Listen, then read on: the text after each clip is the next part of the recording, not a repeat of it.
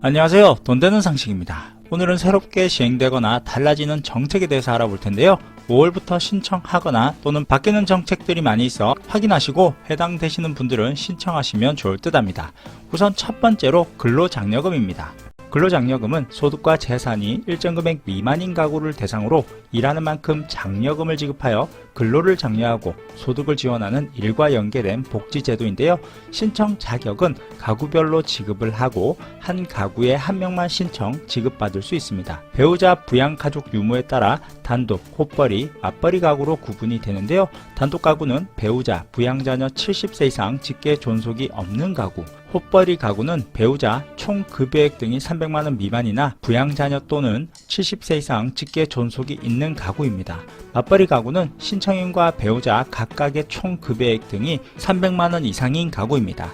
소득은 2021년 근로소득, 사업소득 또는 종교인 소득이 있고 2021년 부부 합산 연간 총소득이 기준금액 미만이어야 하는데요. 근로소득, 사업소득, 종교소득 이외에도 이자, 배당, 연금소득, 기타 소득 등을 모두 포함합니다. 그런데 2022년에는 작년과 다른 것이 한 가지 있습니다. 신청 요건이 기존에 비해 가구별로 200만원씩 상향 조정되면서 연봉 인상이 되었던 분들도 계속해서 받을 수 있을 가능성이 높아졌습니다. 2022년 장려금 신청 요건은 단독 가구는 4만원 이상 2,200만원 미만이고요. 호벌이 가구는 4만원 이상 3,200만원 미만입니다. 맞벌이 가구는 600만원 이상 3,800만원 미만이어야 근로장려금 신청 요건에 해당됩니다. 재산 요건은 2021년 6월 1일 기준으로 가구원 모두가 소유하고 있는 주택, 토지, 건물, 예금 등 재산 합계액이 2억원 미만이어야 하는데요. 가구원 재산 합계가 1억 4천만원 이상 2억원 미만인 경우에는 근로장려금 지급금액의 50%만 지급합니다. 또한 대출 등의 부채는 재산에서 차감하지 않고 그대로 재산으로 인정된다는 점도 참고하시면 될 듯 하네요. 다만 부모, 형제가 가구원에 포함되어 있다면 각각 소득이 있어도 한 가구에 한 명만 신청해서 지급받을 수 있는데요. 각각 근로장려금을 지급받기 위해서는 2021년 6월 1일 이전에 세대 분리가 되었다면 별도로 각각 근로장려금을 신청해서 지급받을 수 있습니다. 근로장려금 지급 금액은 단독 가구는 최대 150만원, 호벌이 가구는 최대 260만원, 맞벌이 가구는 최대 300만원을 지급받을 수 있고요. 근로장려금 신청 기간은 2021년 정기부는 2022년 5월 1일부터 5월 31일까지 신청 기간으로 지급은 9월에 지급됩니다.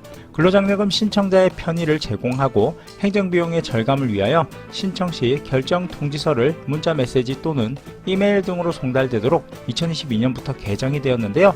문자 메시지, 카카오톡 등을 통해 모바일 안내문을 받았다면 메시지에서 바로 신청도 가능하고 서면 안내문에 QR코드, 홈택스, 손택스, ARS 등으로 간편하게 신청도 가능합니다.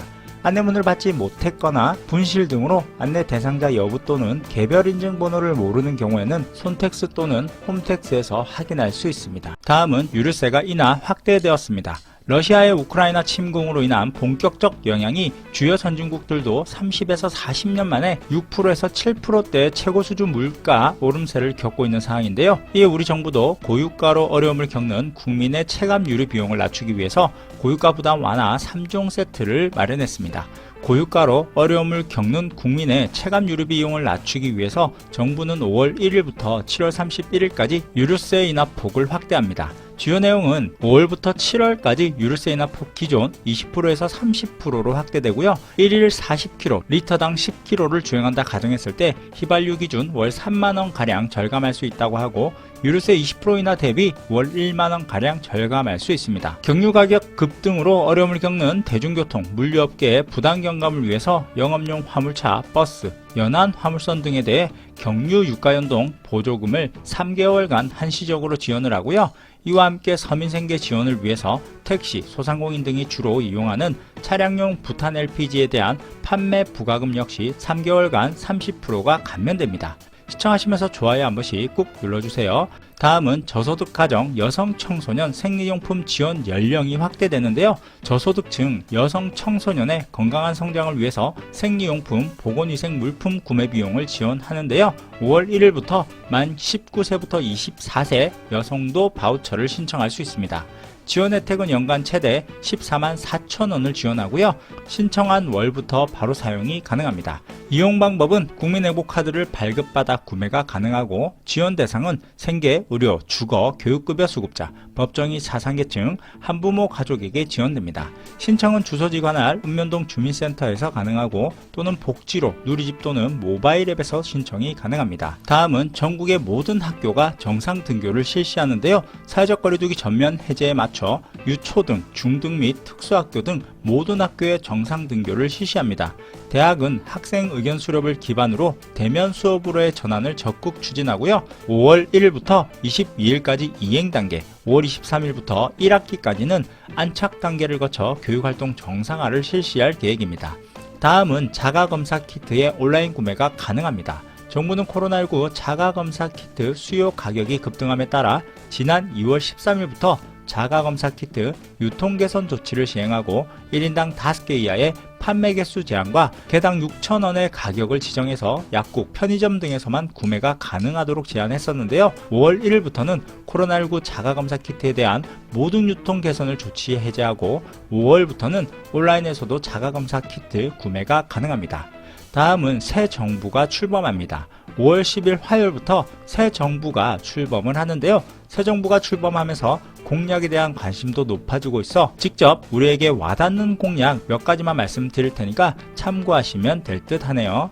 우선 첫 번째로 열심히 일하는 서민 취약계층 지원 강화를 위한 근로장려금 대상 및 지원 금액 인상인데요. 근로장려금의 소득 요건은 2022년에 한번 인상이 되었는데요. 가구별 소득 상한 금액을 200만원으로 인상을 하였었는데 한 번 더 인상될 가능성이 높아졌습니다.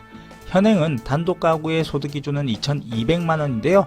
2,400만원으로 인상을 하고 호벌이 가구는 3,200만원에서 3,600만원으로, 맞벌이 가구는 3,800만원에서 4,320만원으로 확대될 가능성이 있어 보이며 근로장려금 지급 금액도 최대 330만원으로 늘어날 수 있을 것으로 보입니다. 효도 공약 첫 번째는 기초연금이 인상됩니다.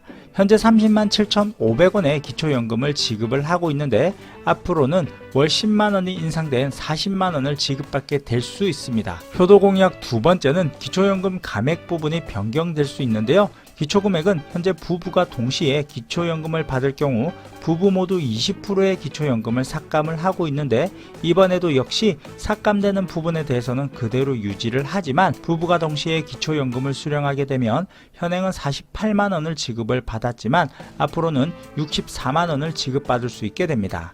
이는 20대 대통령의 공약이기 때문에 사회적 합의를 바탕으로 국민연금을 포함한 노후소득 보장체제 전반을 개혁해서 노인빈곤 문제를 근본적으로 해소해 나간다고 하네요. 효도공약 세 번째는 저소득자인 기초생활수급자의 급여를 월 10만원 추가 인상한다고 하는데요. 현행은 기초연금을 받는 기초생활수급자는 감액이 되기 때문에 기초생활수급비나 기초연금을 중복으로 받게 되면 기초연금을 소득으로 인정을 해서 기초생활수급비가 감액되어 지급되고 있습니다. 하지만 앞으로는 기초생활수급자 어르신들에게는 국민기초생활보장제도 내에서 10만원의 추가급여를 지급한다고 하네요. 효도공약 네 번째로는 국민연금과 기초연금을 중복 수령하게 되면 감액되는 제도가 있습니다. 이 또한 일부분 미세 조정을 통해 기초연금을 더 받을 수 있도록 하고 국민연금을 포함한 노후소득 보장체제 전반에 대한 개혁을 추진한다고 밝혔네요. 세 번째 공약은 바로 부동산 공약입니다. 최근 몇 년간 부동산 때문에 정말 힘들고 어려워졌는데요. 부동산의 공급 확대와 규제를 완화해서 부동산 시장의 안정화를 위한 공약인데요. 부동산 생애 최초 취득 시 취득세 완화와 1주택자 보유세 인하, 2022년 수준으로 공시가격을 완화하고 종부세와 재산세를 통폐합하여 이중으로 세를 부담하고 있는 고충을 해결해 나갈 듯합니다. 부동산 공시가격을 공정시장가액 비율 조정을 통해 2022년 수준으로 되돌리고 다주택자에 대해서도 양도소득세 중과세율 적용을 해서 최대 2년간 한시적으로 배제를 하고 이후 장기적으로는 다주택자 중과세 정책을 재검토할 계획이네요. 그리고 무엇보다 임대차 3법도 재검토할 예정인데요. 임대차 3법은 전월세 신고제, 전월세 상한제, 계약갱신 청구권제 등을 핵심으로 하는 법안으로 주택임대차 보호법인데요. 윤석열 당선인이 가장 핵심으로 손봐야 하는 정책으로 부동산 정책을 꼽으면서 4년으로 늘어난 갱신권은 이전에 2년으로 되돌리는 등 임대차 3법을 해결하기 위해 전면 재검토될 예정이라고 합니다. 그럼 오늘은 5월부터 시작되는 6가지 정책에 대해서 알아보았는데요. 오늘 영상은 여기까지 할게요.